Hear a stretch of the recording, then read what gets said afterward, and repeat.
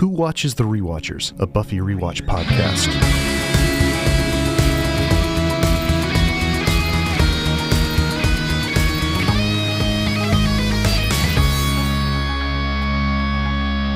Hey, Jarrod. Hey, Alan. Hey, have you heard the news? No. Is it something about Elon Musk and Doge? Thankfully, no. The news as of yesterday, today's February the 6th as we're recording, is that there's going to be a new Buffy the Vampire Slayer series on Hulu starring, I don't know that it's starring Sarah Michelle Gellar. I know she's going to be involved. Get out. No, see, you're not. Okay. For real? For real. Now, what I know is this. Here's everything I know. Okay. What I know is that when it was announced she was going to be in the new Dexter series, right before the new Dexter series started, she actually made a public comment that she had always been opposed to the idea of getting involved with Buffy the Vampire Slayer again, but now seeing how they're doing Dexter, she's open to the idea. Wow. Flash forward a few months, and some high-profile director, I don't remember the name of the person, I would have to look it up, apparently decided to take on the project because they were so excited about the idea of a new Buffy thing, and it's gonna be a Hulu special, as I understand. But that's everything I know right now. Wow. Okay. It says it's a go, as I just did a quick search. That is great news. Well, we could go on and on about this, and we probably will in future episodes as more news comes out. Right now, it's Who Watches the Rewatchers, our Buffy the Rewatch podcast, and we are talking about part 2 of What's My Line? What's my line? Episode 2, or episode 10 of season 2. What's My Line? Okay, we left off last episode with 2 Slayers face to face and a little confusion. There's That's Buffy right. on the right. There's Kendra on the left. She's the new Slayer in town. She rode in a cargo hold, and we thought she was going to be one of these assassins, but she's not. She's also seemingly set Angel up for a very slow and gruesome sunbath death. And now we're going to start this episode right where we left off, the 2 facing each other, trying to figure out who the other one is. You want to take it away from there? Yeah, sure. So they're faced off, and Kendra keeps talking about being the vampire slayer, and it's clearly freaking Buffy out. And my favorite line has something to do with Buffy saying, "Hey, let's go to my watcher and try to figure this out. Do you promise not to get wiggy until until we figure it out?" And Kendra's like, "What is wiggy?"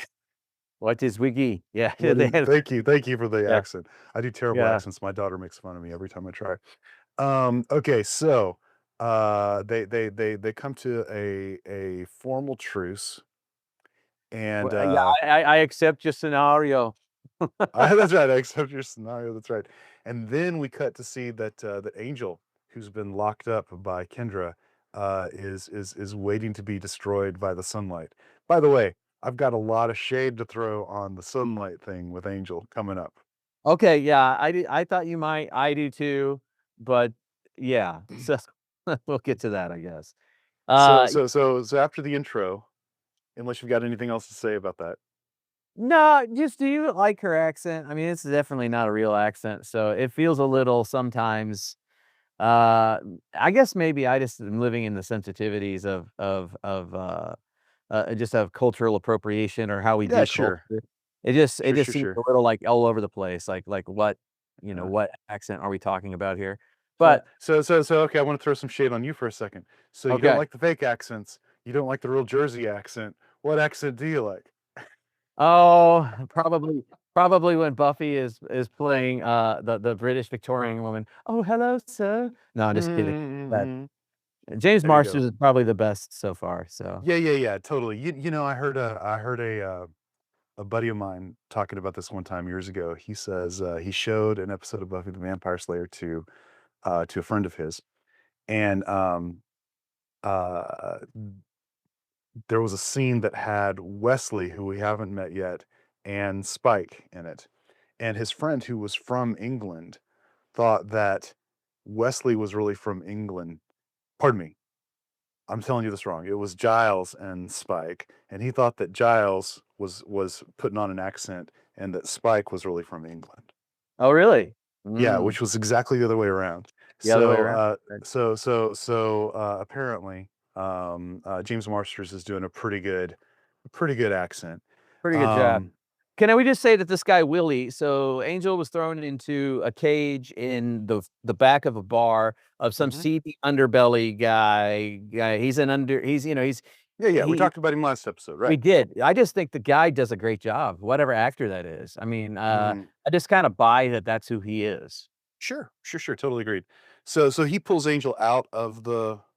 Is this the scene where he does that, Well, yeah, or is okay, that yeah. later? No, Willie saves Angel from certain Okay. look, so Okay. let's get the shade on the sun. Okay, cool. So here's my thing. Later on in the series, Buffy the Vampire Slayer, Spike is like running through sunlight with a jacket on over his head. Mhm. Meanwhile, Angel is like nearly dead as a result of just being exposed to like a little, square of sunlight coming in towards him in this Yeah. chamber he's stuck in. Yeah, it totally drains him, and it's like the proximity to the light is draining to him or something. Like, it drains him such that he's weak for, like, the whole episode. Yeah. And like, "Huh, how does that work?" I wondered about it too. And then when Willie saves him, it looks the way they because the camera is set in a room, and you see through a doorway, and he's dragging Angel into this room where there's a trap door where he's gonna drop him into the sewer, Yeah. and it seems as though that they're in sunlight to me. It looks as though Yeah. he's dragging through sunlight, but yet nothing happens.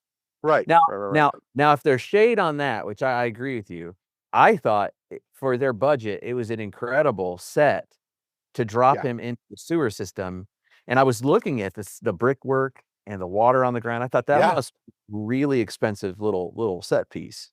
Yeah. I mean, they reuse the sewer quite a bit, so I think that it's either, and I don't know one way or the other. It's either someplace they found nearby where they're shooting a lot, or it's something that they really put a lot of energy into building. I don't know which, but they certainly use it pretty often. And you're right, it is a really, really great set piece. It looks like a Victorian sewer thing that you would expect from, Jack the Ripper or something.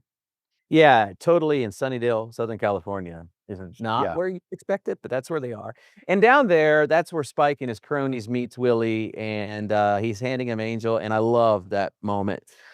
James Marsters starts doing this kind of, it's old school gangster film where he's like Yeah. he's giving him money, he's giving him single notes or whatever they are, not singles, but notes, and then he takes the Yeah, sure. last one, wads it up, and drops it in the water. He's, "Oops." Like, he's Yeah, even, right. jerk to the guy, like a Yeah, gangster. yeah. Like, yeah, totally cool. Okay, so I need to back up and say one more thing about the dragging of Angel through this doorway that you're talking about. Mhm. So, traditionally, uh, doorways like that, or frankly, just squares, that people go through, are thought of as portals to another world. Mm.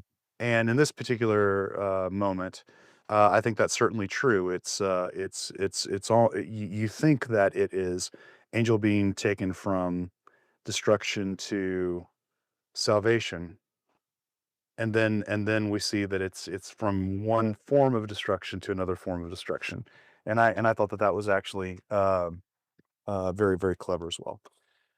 I All agree right, with that. That's nice. so cutting forward, now we're back in the library, and Giles Well, and. no, don't we in this moment, I Oh, mean, we okay. can take it out of orders or whatnot, but No, don't we have please, please, please. Xander and Cordelia? We kind of come right back to them for some, because where we left them, they were in Buffy's house looking for Right. Buffy, and one of the assassins, the worm guy, the guy who can devolve or whatever, disassemble into Okay. mediums, he's there selling Yep. Cordelia stuff, and she's like, "Not interested," and then she's like, "Maybe you should be selling insurance." Xander then comes in and says, "Well, what's going on here?" And then he appears as the worm monster, and it Right. makes Xander and Willow run to the basement, and where Right. they hide out, right? That happens, and then he Right. gets back to the library, yeah. Yeah, totally. And that's a this scene between Xander and Cordelia gets crazy very quickly, gets wiggy very quickly. Um, Yes. so do we cut to the library, and this is Giles meeting Kendra, and at some point in the conversation, Willow walks in, and Kendra is shocked to discover that Willow is a friend and someone that Buffy hangs out with and knows Buffy's secret. State your purpose here. Yeah, she's all very over the top with her defenses. Yeah. Yeah. Kendra. Kendra is definitely a rule follower, and Mhm. we get to find out more and more about how far she goes with the rule following later on, with much hilarity.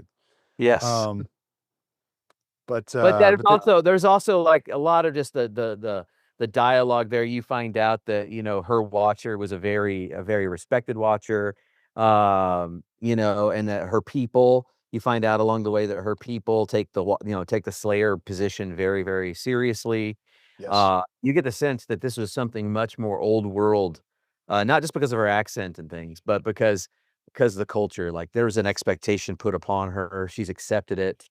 Whereas Buffy is, she's a modern kid, and it can come off as though Giles thinks that Buffy's dumb, Kendra's like, "Well, you mean you let her have friends and she's allowed to go to school and all that kind of stuff," and Giles goes, "Well," "No, actually, it's when, you find out that there is a Slayer kind of journal or a Watcher journal for the Slayer handbook. handbook," and she's, "There's a handbook?" And he's like, "Well, I never thought that that would be, quite for you or whatever," and so Buffy's like, are you calling me dumb? Like, that's how Yeah, it plays. But, of course, right. really, if he took time to explain, it's basically because of the life he leads as a modern kid. Yeah, Uh, yeah. so all that's Yeah, happening. that whole conversation really cracked me up because Willow says something like, "Is there a T-shirt too? Because that'd be Is there cool." there's a handbook? Is there a T-shirt? Yeah, it's good. Yeah, it's good comedic relief.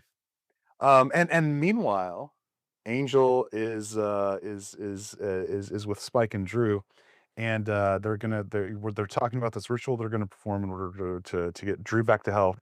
And Drew says, "Can I play with him for a while before we do the ritual?"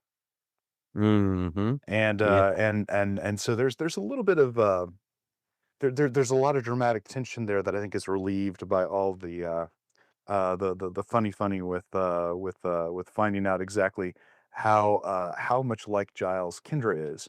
And I think that the fact that Kendra comes off as, so much of a rule follower, makes Buffy feel weird because she's always had a slightly antagonistic, um, almost father-daughter relationship with Giles.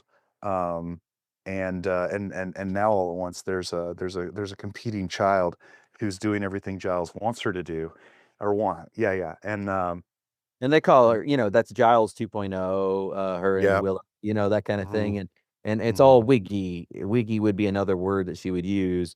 And it's interesting to me that they have Kendra just walking around this high school. I mean, she's in the same environment, just walking around, and apparently, she doesn't know until later in the episode that Buffy is a student at the school. It's kinda funny, like, just the way they negotiate her walking around the school and that life. She's got no clue what they're doing or why they're there, basically. Yeah. And, yeah, and back to, you just mentioned something about, uh, uh, Spike and Drew with Angel, and can I Yeah. play with it? There's Yeah. a little bit of weirdness on the face of, Spike about it until he realizes that she wants to torture him, and that that Yeah. that excites him. Um but in that whole setting, I think, I guess they reveal it a little as the episode goes. What's happening is that the ritual they discover that will help, Drusilla is somehow tied to killing or draining the life of her sire. And we had found out a long time ago that Angel, one of his great sins is that he sired Drusilla, and he didn't just sire her and turn her into a vampire. He tortured, I mean, systematically abused and tortured her and her whole family. Um, so as he's laying still weakened, I think, the sun, and she is kind of playing with her food, if you will, or playing with him, Did you notice that she was taking, like, great delight in saying all the stuff that he did or took Yes. from her family? Yes. What do you think about that? Because they used to love to eat cake and honey and eggs and, all this different stuff, and it all sounds I think, the way that Juliet Landau does the lines and everything, I think it's really beautiful and, believable, like, she seems like a Victorian I would imagine a Victorian upper crust woman to sound like and behave like. I mean, upper crust not by accent, upper crust by, the diet Birth. that she's describing, I would say. Yeah. Uh, but did you think about or ask yourself why would this demon that's, a vampire's a demon, person, soul gone, why would she even care about her former family? You know what I mean? Yeah, I do know what you mean, but um, I think that all that was there to heighten the creep factor, to remind the audience of what Angel did, and to make Drusilla come off as just as bat crazy as possible. Yeah, I think that's why it's there, but, I just kinda asked the question of is that kinda true to how it should be? I mean, that she seems to be bothered, like she's taking revenge on him Sure, when sure, sure. no, I don't know that she would really care to take revenge for those things as the vampire, I mean Yeah, I'm not okay, so I get where you're coming from now. Um, I think that the later scene sticks in my mind more when Angel is trying to use everything that Drew is doing to him to enrage Spike. yes.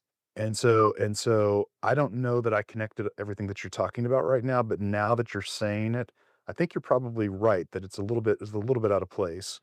Um, and I do think that that's one of the bigger problems with Buffy throughout is the idea that sometimes to make sure they get their points across, they do things for characters that don't quite make sense in order to make sure that they're driving home specific ideas or continuity issues that they weren't able to depict or whatever. Yeah, yeah, I know I'm nitpicking. Uh, but to your point, and just to kind, because since we're here, we can go back around any part of the episode, but since we're here, right? Like Yeah, she's sure. she's torturing him with holy water. Yeah. And I found that fascinating. Like she has a box that looks like it came at some sort of like religious supply store, like a priest Yeah. kit, and it's Yeah. got a vial of holy water. And I thought about like what would it be like for a demon or a vampire to just like have holy water around the house? Is it kind of like us having some sort of poison meant to kill something else that could also harm us? Like I thought like that's kind of silly. Yeah. Yeah, yeah. But I guess not if you actually have it as a weapon. And, Well, let me but ask let me ask let me ask you this though, quickly. yeah. Uh, are they in the church at this point?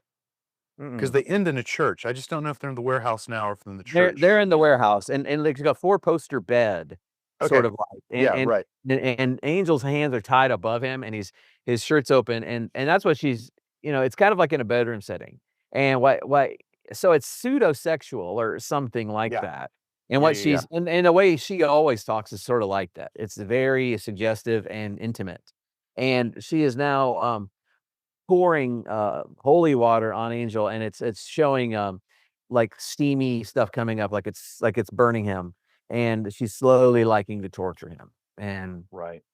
that's when Spike comes in and, talks a little further, and Angel is a little wise to it and starts playing his game back with Spike that you referenced a moment ago. Yeah. Uh, did you like that little gamesmanship on his part? Yeah, I think that that's the first time that we've seen a hint of Angelus. Mm. Say You know, like more. I think that Yeah. yeah, like later on when Angel loses his soul later on in the season, um, that is just how he is. Like every time that more so than being like a super strong or active vampire, he's definitely like a game player. He's always trying to mess with Buffy psychologically, and we'll talk about that in the episodes when it happens. But that whole like playing, amateur psychologist in order to push people's buttons thing is definitely an Angelus thing, and I think this is the first time we've really witnessed it on the show. Yeah, so what he and how he's doing it is he's telling Spike, Drew needs a little something extra because you're not satisfying her, basically. And it Yeah. just pushes every button that Spike has. Yeah. And Spike realizes as he's about, he gets angry, he lifts Angel up by the throat and he breaks the end of the bed and he's gonna stake him right then and there. And it's Drew who's like, no, no, don't. And then he realizes what he was about to do. And then Yeah. he's like, look at you, Angel. You've really changed. You're gonna throw yourself, I guess in front of the bullet Right. just to get at us. Your sacrifice, and he won't do it because Drew has to have a coming out party, and you need to be there to see it. He actually calls it her coming out party. Right. Um, Right. let's go back a little bit and talk about some more of the conversation that happens because they go back and forth to the library where Mhm. Kendra is learning more about Buffy's life. And I guess we really didn't talk about her understanding who Angel is to Buffy because very early Right. on she's like, I thought you were a vampire. And she goes, well, and Buffy's like, what do you mean? I mean, that's like strike one against you being a slayer. You thought I was a vampire. She Right. goes, well, I had Right. good reason. You were kissing one. And Willow, that's another one of Willow's comedic bits in this episode. She says, well, Buffy would never do that, except for sometimes she does, but only with Angel. Yeah, exactly. And then she says, this is what tips them off that they need to go try to save Angel and go find Yeah. Willie.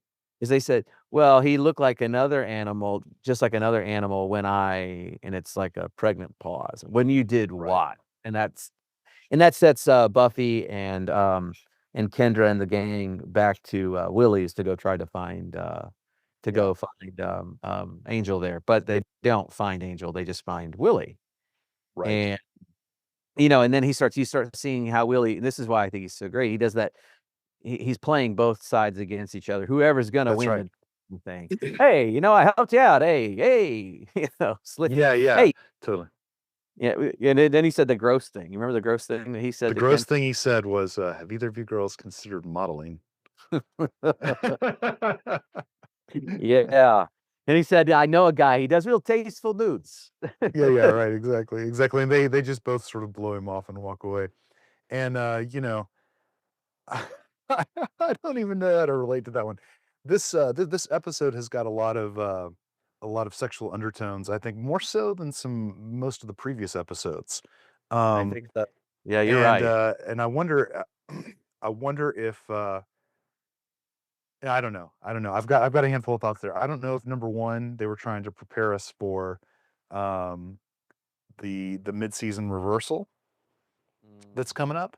I didn't know if they were making a joke about some things that they had heard from other people. Like I know that that's something that was done by the whole gang that wrote for Buffy is they would read articles about things that were in Buffy and then they would like mention them or try to play off them in the episodes. So one thing that passed through my mind was I wonder if at that point in time someone was trying to talk the girls from Buffy into doing tasteful nudes in some magazine or another, and so they decided that they would just address it on the show and call it a day. I don't know. Wow, that's interesting. Back to a scene that we kind of glossed over the end of. You called it wiggy, and it's true. But sexual overtones.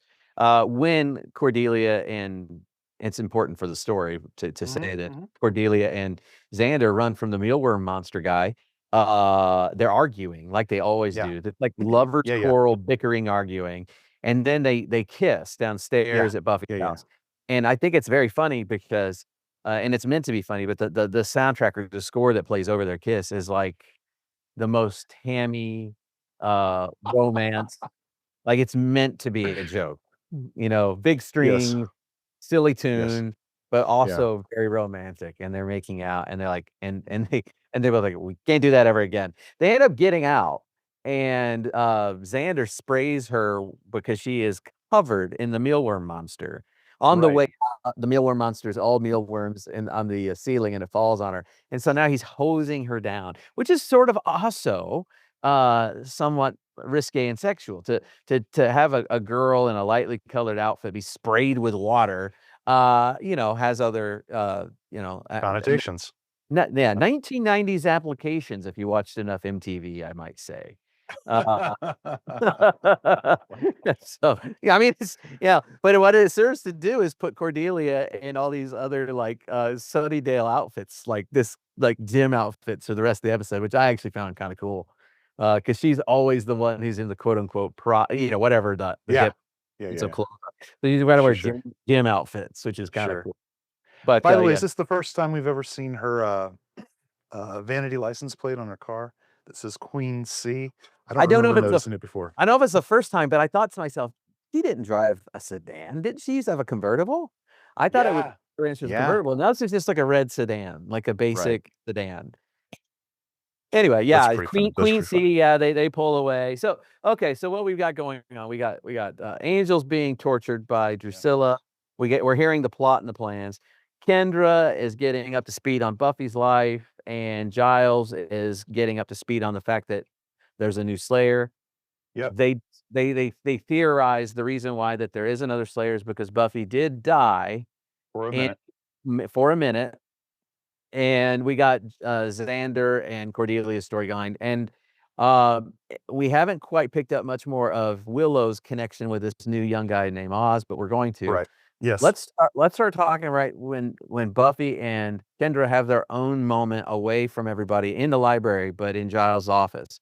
Buffy is sharpening a knife, and Kendra's playing with a Yes. crossbow, and this is where Right. they're getting the more intimate in their conversation. Buffy Mhm. says, "Do you want me to show you how to use that?" And Kendra says, "I'm an expert in every weapon." Right. And she accidentally fires an arrow, like, and it's embarrassing because she completely obviously is not an expert in that weapon.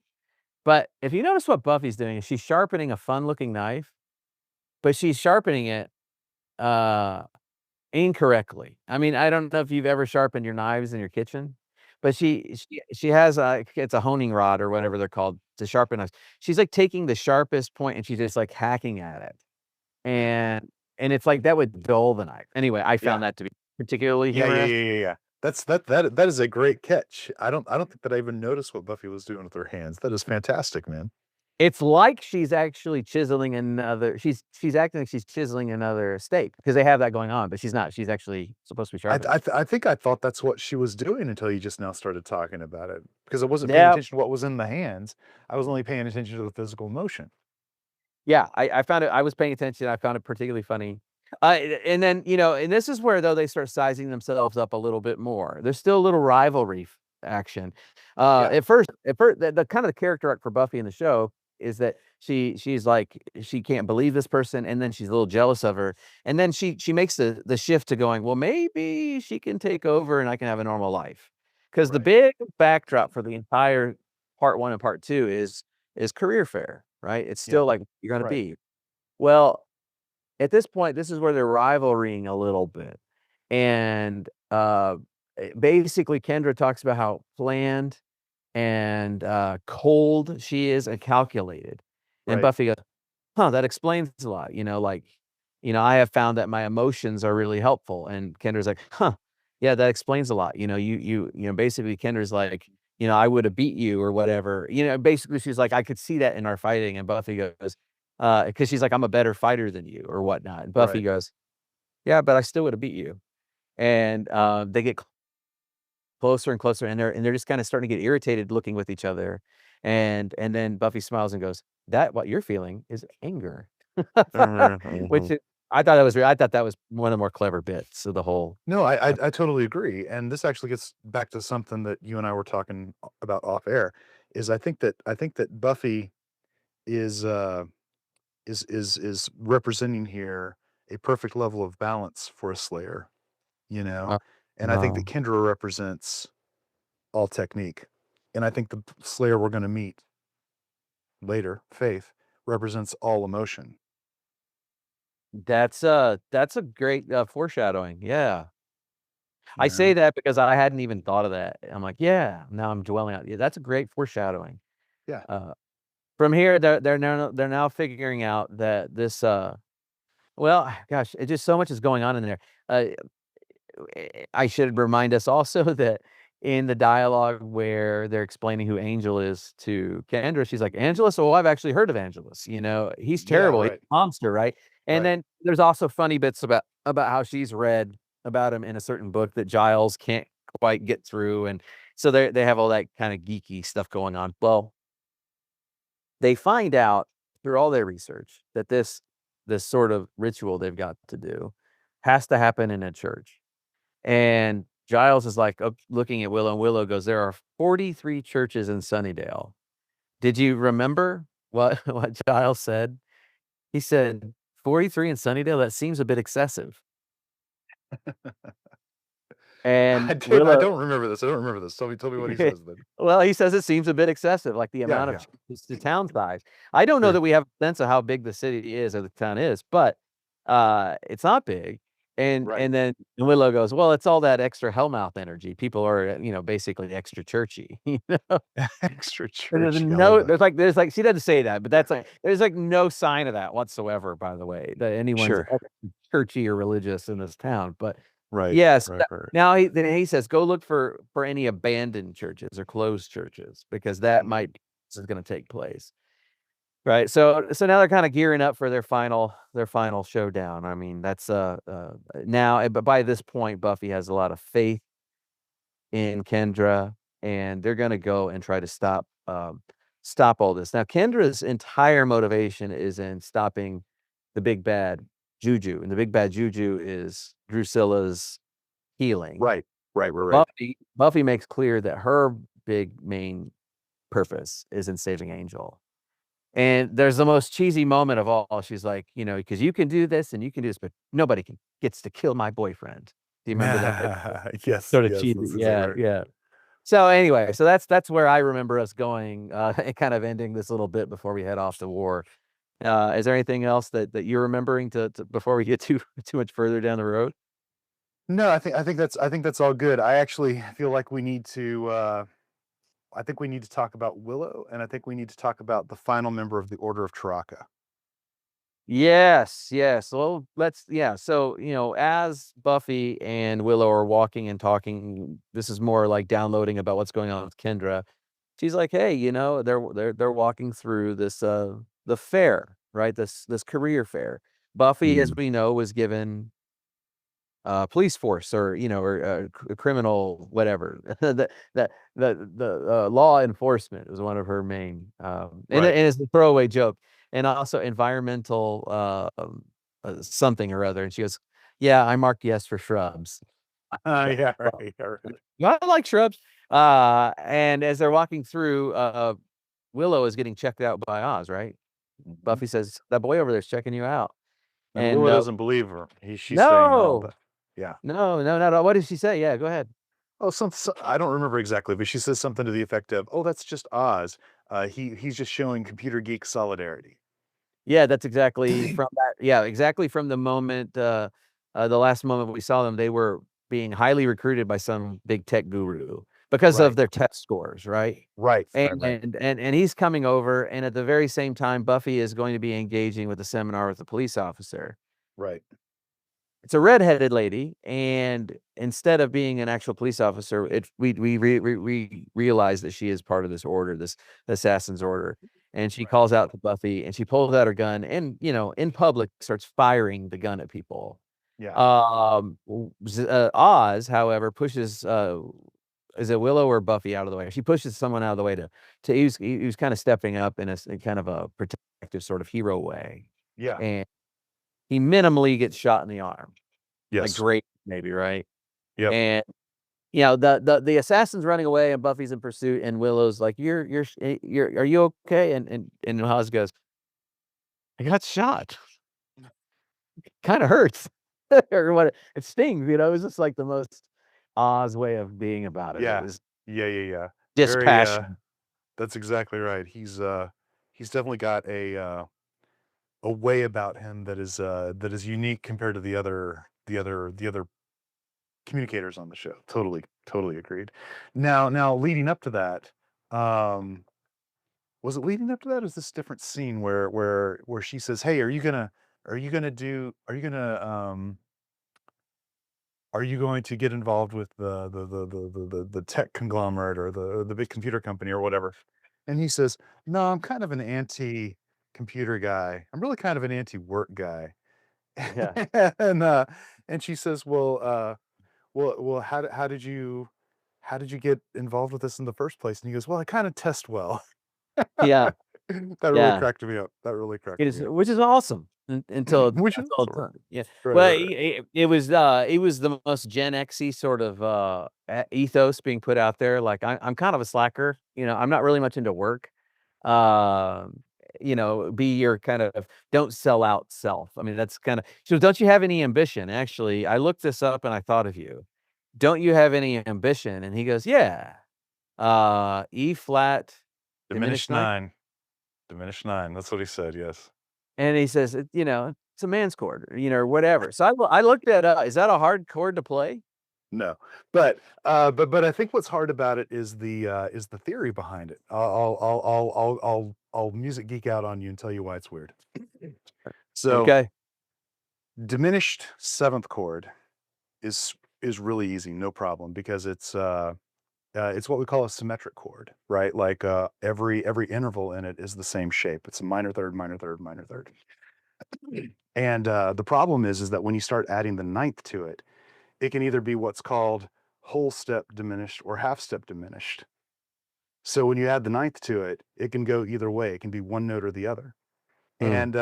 And and as a result, you have to be aware of which version of the diminished scale you're dealing with at the moment in order to add the ninth. And that's what's weird about it. Well, on my short YouTube, yeah, I looked it up on YouTube. It Yeah, seemed like sure. you had to have some dexterity to play it. Like you had to, like your finger goes down to the fourth fret or something, and there's a bar across. I don't know. Look, From my perspective, okay, so I'm a jazzer. From my perspective, you don't have to play all 5 notes that would be involved in that chord. You can play 3 of them and get the idea across enough to where you don't have to play the others. So from my perspective, no, you don't have to. No, it's not a hard chord. But uh, but I also understand that if you're trying to play all 5 notes, there are 5 notes, man, on the guitar. That's hard in and of itself. How are you going to get 5 notes when none of them sit in the same on the same fret? yeah. Well, to my point, this is so 1990s Gen X because you see, he has no ambition. He doesn't need to sell out. What he's passionate about is that chord. And let get like he's not he could be a rich billionaire guy, it doesn't matter. It doesn't matter. Yeah, sure. That's Fair enough, my yeah. friend. I mean, reality bites. It's Ethan Hawke, it's like don't have a corporate job. Yeah, Don't work at this all. was probably only about 3 or 4 years outside of Reality Bites. Yes, absolutely. Right around the same Yeah. time. Yeah. Yeah, that's awesome. So Oh, so we got the third assassin. We know who she is. She gets away because she's yes. gonna be in the final showdown of the episode. We've got Oz, we got Willow, and now we're mounting up to go to the church. Whatever church, I don't know Yeah, what church it is. sure. There's some stained glass window. I really try to assess whether it was a set or a real church. I think it's a set. I think it Uh, is too. Spike is doing some sort of incantation or spell. He is using a thurible, the censer, the incense burning, swinging instrument for Mm, liturgical spaces. yep. He's using one of those. He's got Angel tied to Drusilla by the wrist, I believe, and it's a new moon. All this stuff's happening, and she is going to be getting the life force of Angel, I think. Right, If you call right. it that, whatever that is, she's going to be absorbing whatever is of Angel, and he's going to be diminishing as he was already pre-diminished from the sun. And that's when the Scoobies encounter them, and then there's a battle that ensues. Right. So Sure. we get Kendra fighting Spike. We get Buffy fighting, she's fighting the other assassin, the police officer assassin, right? Like, that's what's Right. happening. They're going Yes. back and forth. Where are the other Scoobies at this moment? Do you remember? Because the worm guy still exists. The worm guy still exists. And actually Xander and Cordelia fight the worm guy. As soon as he disassembles, Cordelia starts stomping on all of the worms. Yeah, And I thought, to be honest with you, man, I got to say this. I thought that the Order of Taraka was like the most lame set of villains that we have seen so far. Here's the deal. The first guy gets taken out with by Buffy kicking him once with her ice skates on. Mm-hmm. The worm guy gets killed by Cordelia stomping on him. Well, yeah, The third character, as far as I can tell, there's nothing special about her. She's just a chick with a gun. she's a cop. She's got some blades. But yeah, I agree with you.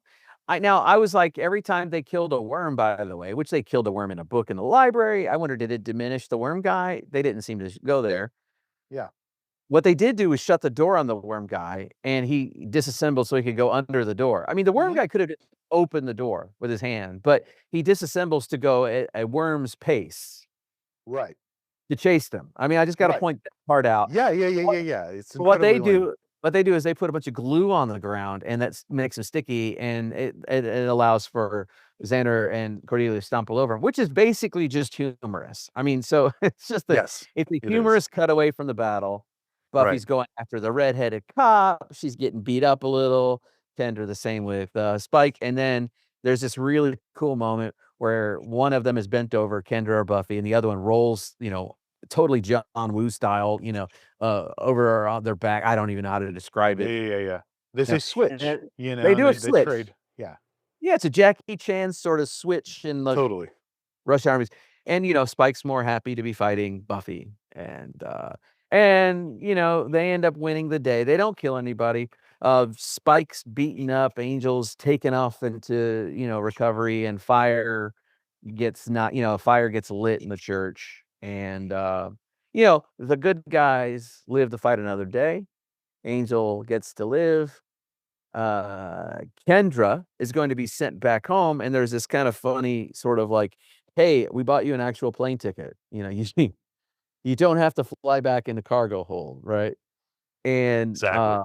and so like, "Okay, great, go back to the third world or wherever you're from, and we got our thing here."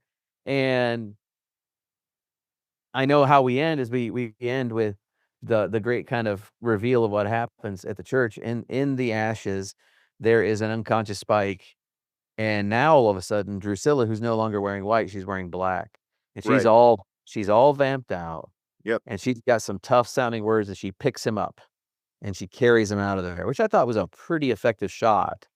How It's they a really have her, effective shot. It's and thematically, I think it's great because he was powerful and she was weak, and now it's the other way around, and all that kind of stuff. I do have to mention this though.